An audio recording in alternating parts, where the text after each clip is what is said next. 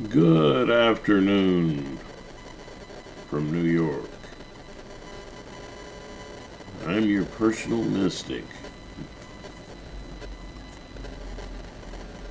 trying to convince you that the real mystic is in you. And all of us together working in love. Today's subject: inner mind communication, the core journey of love, and the central message of Jesus, Buddha, Krishna, and Muhammad, peace be upon him. Well, first of all of these characters appealed, it's at one level or another, to love. Love of the supreme truth or reality that we may never know fully, which many call God.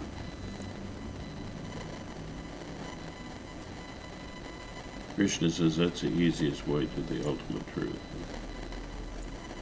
He personified it. That's in the Bhagavad Gita. Well, if you want to find that emergence, just not make that word up. That goal.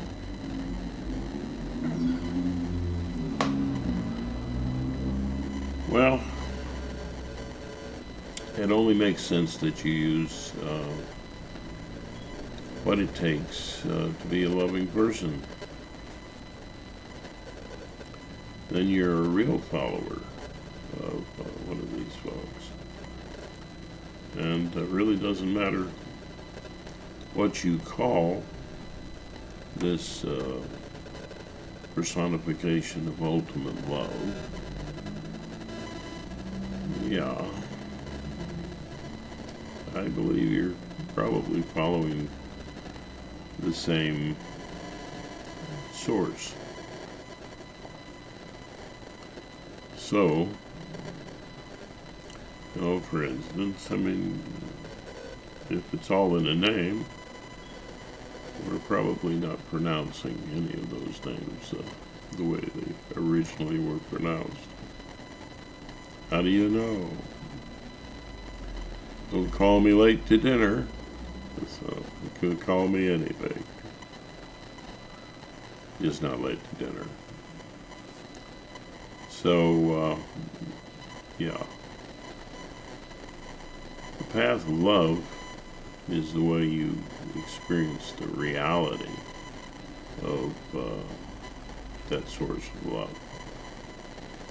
And it's what spiritual but not religious is all about. You want to run into trouble with the love message, go to the religious aspects. The things that were piled on top of the central messages of these individuals and that real source. Religion is man-made. The source is universal.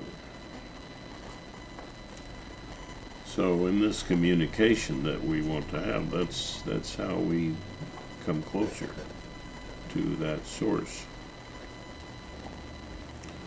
And coming close to that source needs forms of empathy. Because empathy is about understanding and caring about somebody, experiencing as much as you can what that other person seems to be going through. It's a deep sharing. And in this deep sharing, we can be helpful by using the skills of objectivity, creativity, and empathy, and compassion. Compassion derives from in social contexts, it evolved from our need to express our needs. Why? Because compassion helps it to be safe to express those needs, to fully express them, and in hopes of some help. Now, creativity evolves from our capacity to play. It evolved in social circumstances. It became the ability to create play, to be outside of the game, and to create the game. So, simple play is just being playful, but it evolves into creativity and social, and under social influence. So we owe a lot of our virtues to the fact that we're social animals. Objectivity comes from our ability to focus. And you ever in a classroom and you hear as a child, and you hear the teacher say, "Are you paying attention?" If you don't pay attention, you can't learn. Focus becomes objectivity, the ability to question intelligently and to find answers. And questioning is a better way of communicating with other people. Let's find common ground and let's explore questions together. And in that way you overcome the influence of anger and fear, this sort of things which get in the way. And you don't tend to be a punishing sort of individual. And forgive those who trespass. Forgive my trespasses as I forgive those who trespass against me. I'm always getting that inverted for some reason. But forgiving others helps you forgive yourself.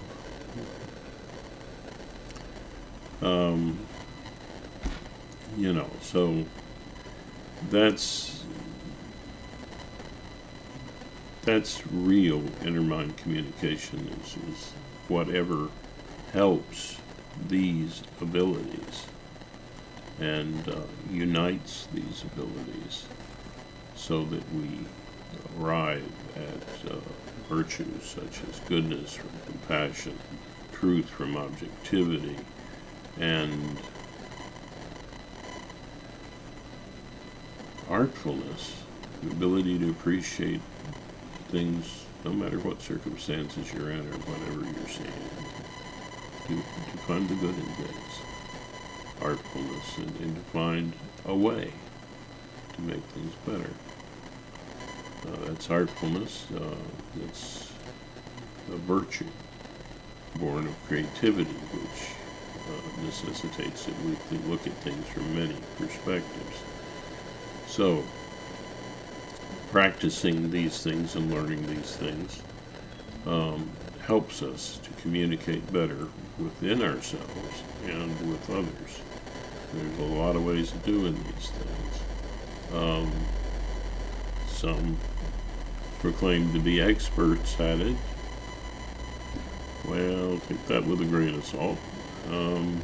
But some are, some have studied these things and know how to promote these skills and address any issues that may have impaired these skills. And what is the big impediment to having these skills and growing in our capacity for love? Well,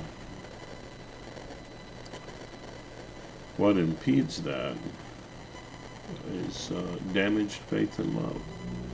So now we're looking at trust. trust grows when these other skills grow. Trust in what? Trust in love. What is love? Love is meeting human need. We won't go into the woods on deep philosophy. If you want to do that, look up a philosophy channel. But you have a sense. We all have a sense of what that is. Applying methods that improve these forms of empathy and awareness. I say awareness in regard to experiencing, developing focus and play and expression related to our needs especially. And that makes us much more aware. But we need to be empathetic. So there are forms of empathy. Objective, creative, and compassionate. And from these we get virtue. So whatever you're calling your personification of the absolute truth,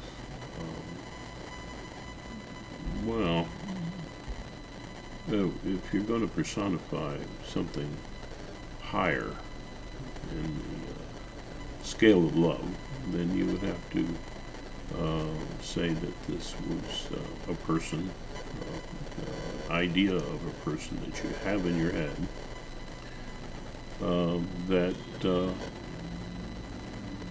has all of these skills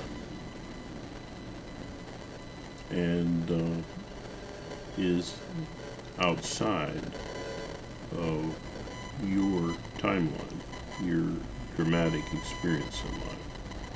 You can see the whole story, appreciate it heartfully, and call to you to be a better person, to be the hero of love in that story. Oh, what a great story. But why not be the hero of love in that story? Why not be my presence, says the artist within you, that personification of the absolute? Why not be the hero in that story? Why not be like me? And so, it's kind of a envisioned role model. Well, does that role model exist independently of our experiences? Of course not. People who've experienced more love have a better sense of what that personality should consist of. But that's not their fault.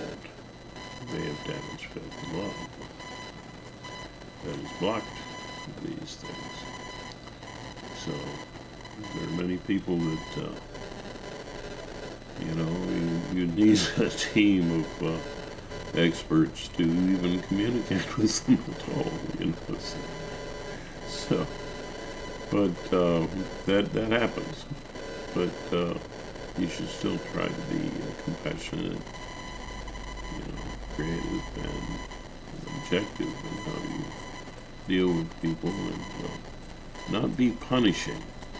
The real followers of these personages, there you go, creative words again, these pictures in your mind of the absolute truth,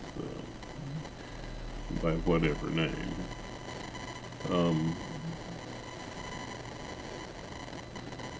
Let's start over with that. When you picture, in whatever way, this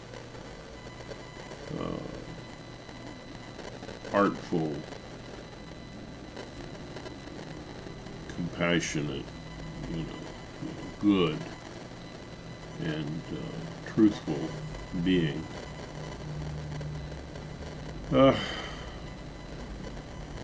that can lift you and help you And it depends on your ability to have a clear picture of this personality within your mind. That's the word I was searching for.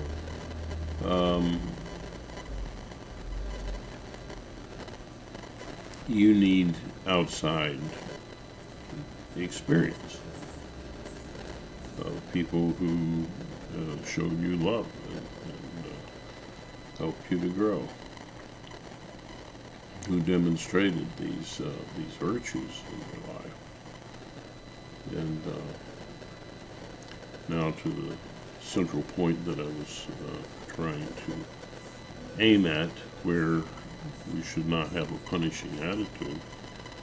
The reason is that people who don't have that kind of influence in their lives,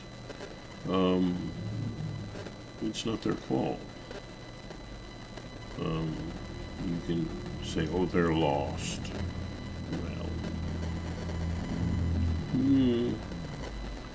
Well, they just need that kind of influence in their life. And you should be a person who tries to deliver that experience for them. But we all have our limits. We do the best we can. We try to be the hero in the story of our lives. But people who are spiritual but not religious focus on this kind of communication, this kind of love. This, no matter what their religious background, they can come together with love. The Beatles song "Love Is the Answer," or who said that? They said something along those lines. And there's also another one. Jesus is the answer for the world today. Above there's no other. The tribalism that can erupt from religion that causes all of the tensions in the world. That's a problem. And people who are spiritual but not religious want to avoid that unnecessary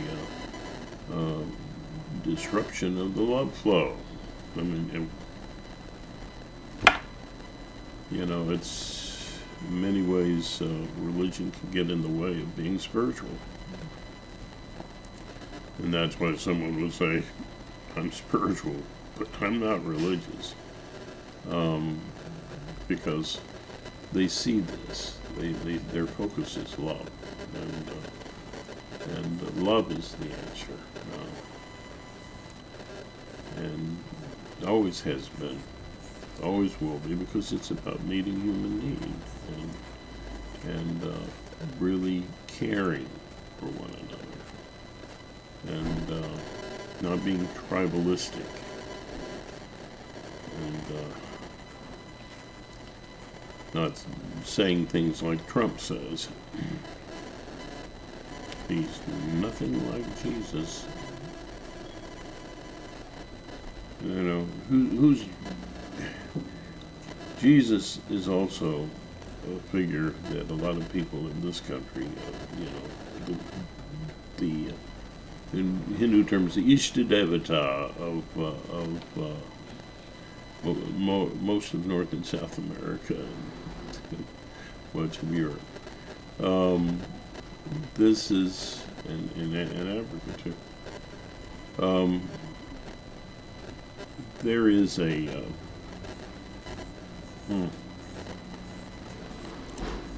there is this tendency to be tribalistic from a name. You got to get, as the Buddha say, beyond name and form. You got to get beyond that and see the real core issue. The real core issue is the need for love and efficient meeting of human need. There are governments who are set up to attempt to meet you and you. And what I say is that whatever governments you're setting up, you need to balance these influences, these awarenesses, and these empathies in order to get the best result. No single voice should dominate. They should be working together, just as human beings should be working together. And if they don't, well, it may be the end of our species. So I would say that spiritual but not religious proclamation is something that is important and can be seen as a way to bring us all together.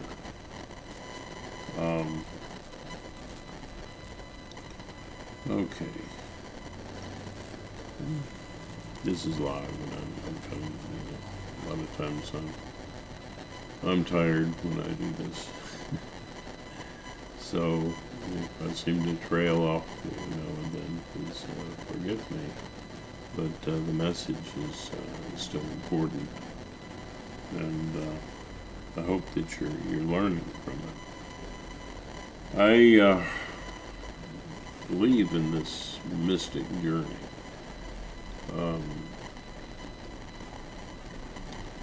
This attempt to find a relationship with the ideal supreme reality. And of course it's a human image, because we're human. Getting beyond that might be rather difficult. But certainly it speaks to the core drive in our species to survive and to better survive.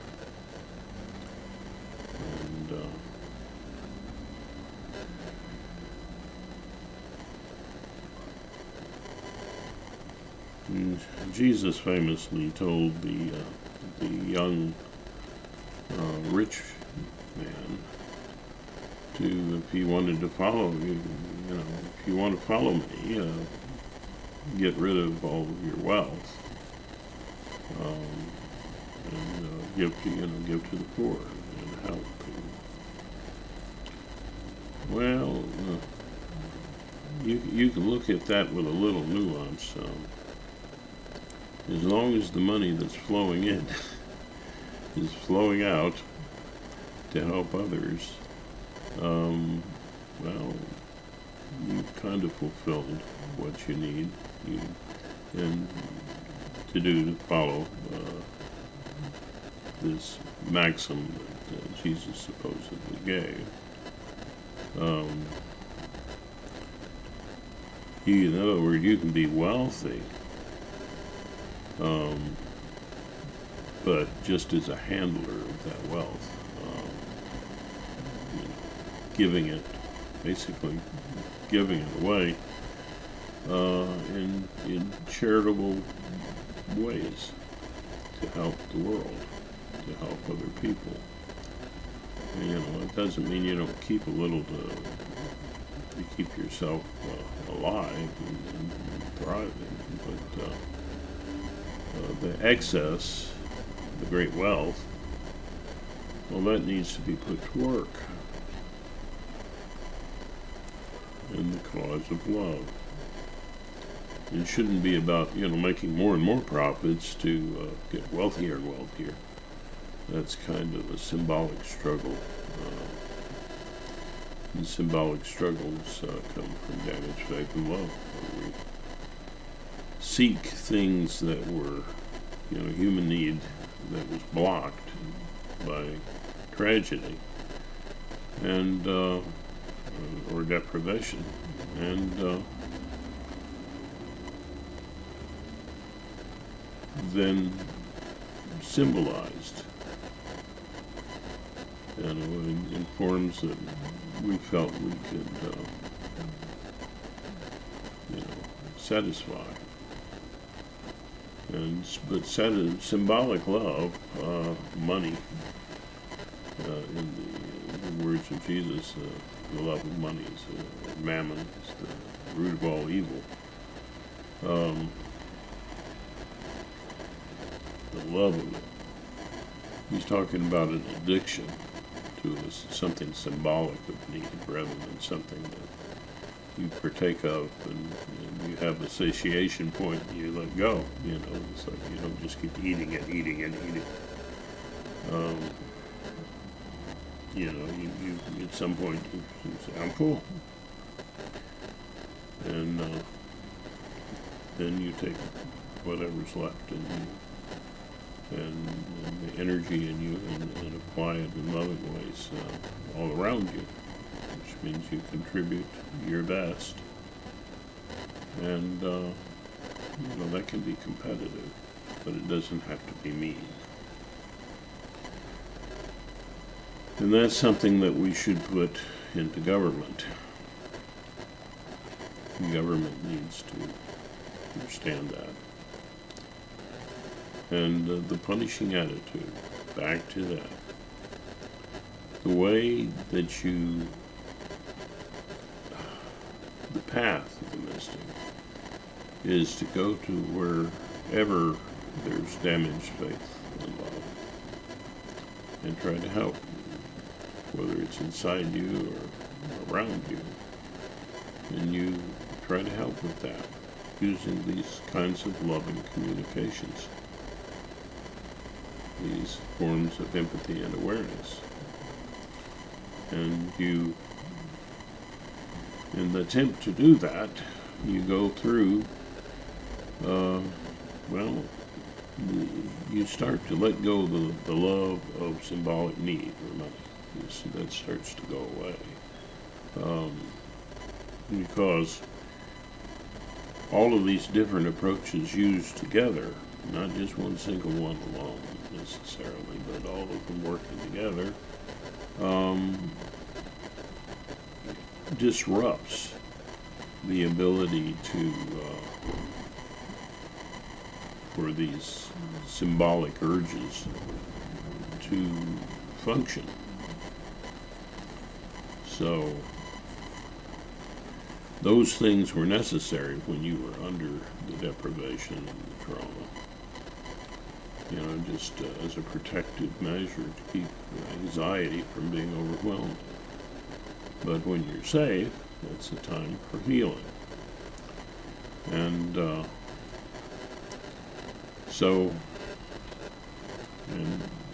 sometimes when you're not so safe, sometimes.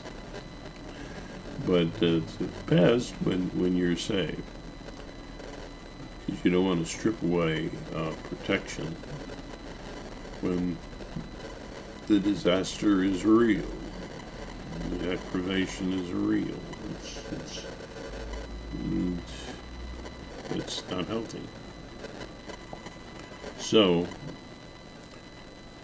you have this blockage, this barrier between you and your real needs, between you and your faith and love, and you need to overcome that. These ways of communicating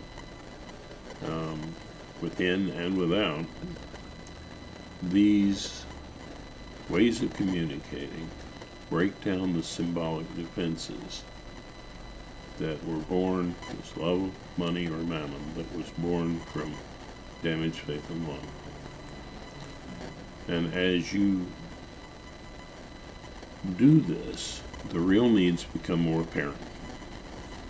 And when you see the real need there, you really experience that need in its helplessness by having the courage and the faith to call out, or to express it, to feel it. It takes a little faith and love. And when you do that, healing begins, and you see that this thing that was driving you isn't real, isn't today, isn't a real need. you see that the real need is actually a loss. So the next step in your journey is to grieve the loss and let it go.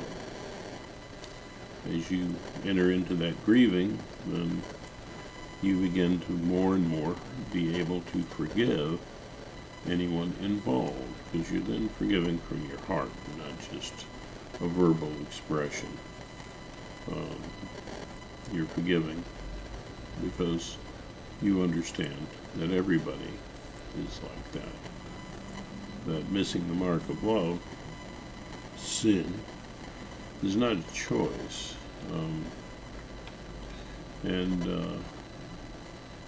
Love is the only answer. And this process puts you in touch with the love flow, with the answer. Okay? So you grieve and you let go so that you can forgive. And you forgive so that you can see the most terrible thing. How the hurt in you, your love of symbolic need, hurt other people. And when you see that, and then you have real remorse. And after that, you have rebirth. You have, to some degree, a new you. One that is sorry for what you did, truly from the heart. And this is something that it's not a once over lightly. It's a journey we have all our lives.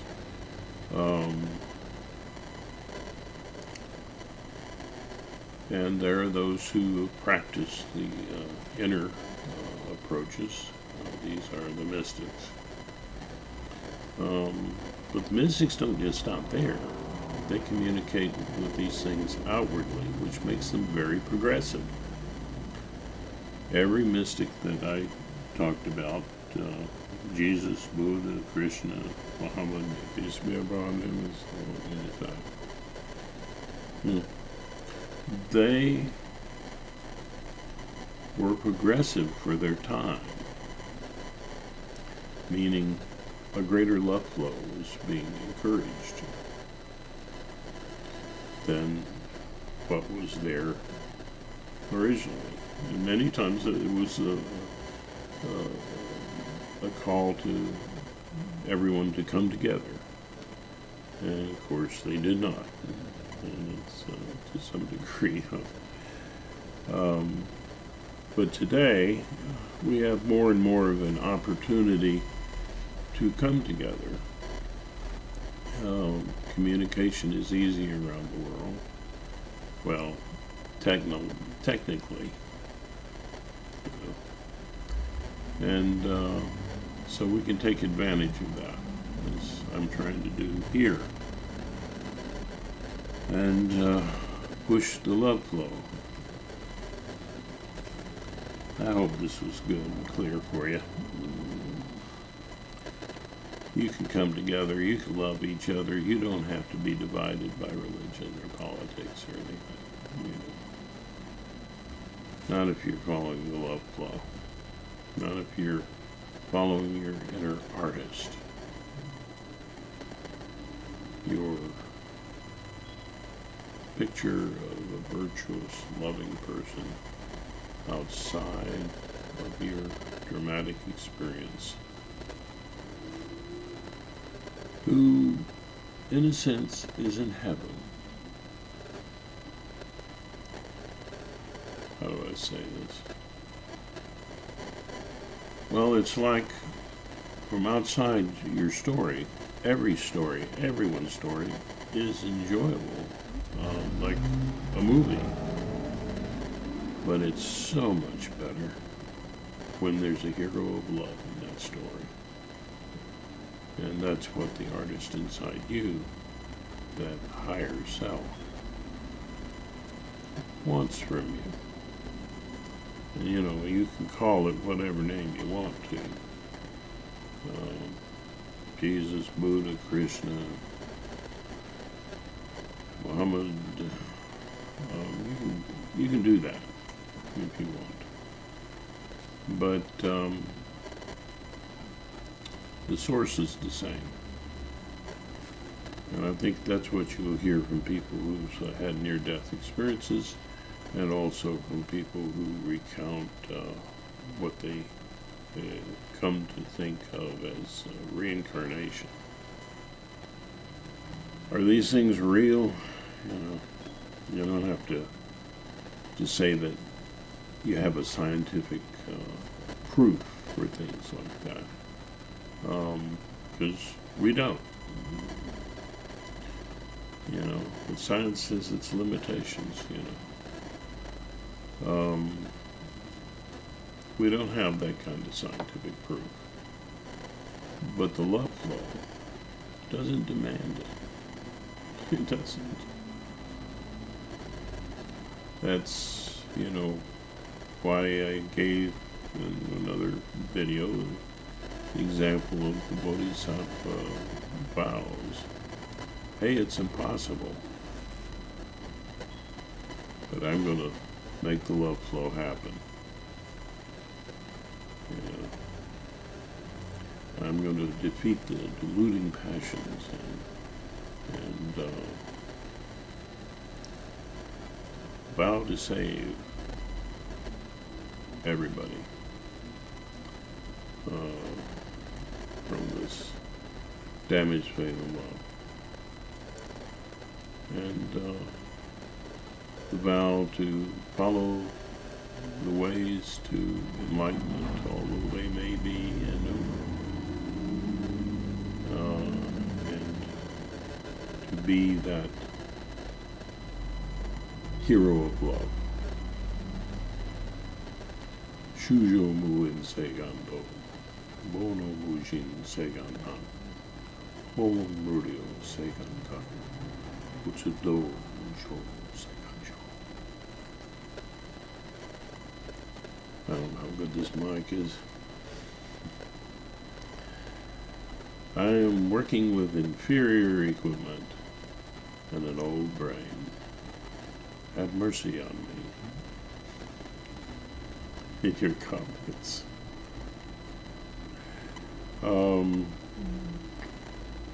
But I have an important message, and I hope it resonates with you. Hope that you explore it. If you want to know more about how I approach inner mind communication, try to make myself freely available. Yeah. And if you want to subscribe, do. But I'm not going to beg you to subscribe. That's up to you. But it would be nice. And if you would like to share the video, if you find it useful, then I want you to feel free to do that. And you want to give a thumbs up or a thumbs down, of course, do that. But I've got to say, if it's against the love flow, if it's not about questions and common ground, just trying to distract from the point, I'm not going to respond to that. And neither should you. Anyway, as I like to say at the end of my videos, namaste. Because all that I've discussed is a reality that's in all of us as humans. And,